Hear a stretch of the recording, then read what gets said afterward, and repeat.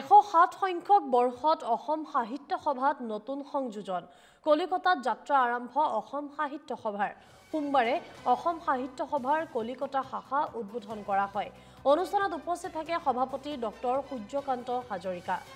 আৰু উপস্থিত থাকে সম্পাদক প্ৰফুল্ল বৰ্মন প্ৰমুখ আন সদস্যসকল আৰু অনুষ্ঠানত উন্মোচন কৰা হয় লক্ষ্মীনাথ বেজবৰুৱাৰ নাট্য সংকলন উন্মোচন আমাৰ লক্ষ্মীনাথৰ বাংলা সংস্কৰণ আমাদেৰ লক্ষ্মীনাথ আৰু অসম সাহিত্য সভাৰ নতুন সংযোজন আৰু 107 সংখ্যক বৰ্ষত অসম সাহিত্য সভাত এই নতুন সংযোজন কলিকতাত যাত্ৰা আৰম্ভ কৰে অসম সাহিত্য সভায়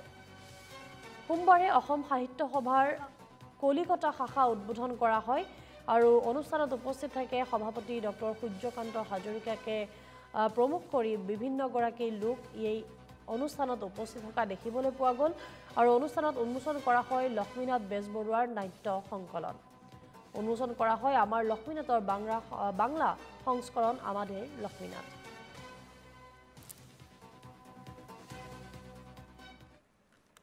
কলকাতাতে বা পশ্চিমবঙ্গে এই অসম সাহিত্য সভার কোনো শাখা ছিল না ইতিমধ্যে আসামে প্রায় 1000 এই সভার শাখা আছে ভারতবর্ষের বিভিন্ন শহরে আছে বা পৃথিবীর অন্যান্য শহরেও যেমন আমেরিকায় আছে ইংল্যান্ডে আছে বা ভারতবর্ষে দিল্লি আপনার আহমেদাবাদ মুম্বাই বেঙ্গালুরু ইত্যাদি জায়গাতে আছে কিন্তু কলকাতাতে এর শাখা ছিল না আজকে আমাদের জন্য একটা খুব আনন্দের দিন যে কলকাতায় অসম সাহিত্য সভার একটা শাখা প্রতিষ্ঠা হয়েছে আমরা আশা করছি এই শাখা দিয়ে এখানকার যারা সদস্য হয়েছেন ওদের মাধ্যমে দিয়ে আসাম এবং পশ্চিম বাংলার সাহিত্যিক সম্পর্ক একটা গড়ে উঠবে বিভিন্ন ভাষা বিষয়ক নিয়ে আলোচনা চক্র হবে আর বিভিন্ন উৎকৃষ্টতম গ্রন্থগুলি উভয় ভাষায়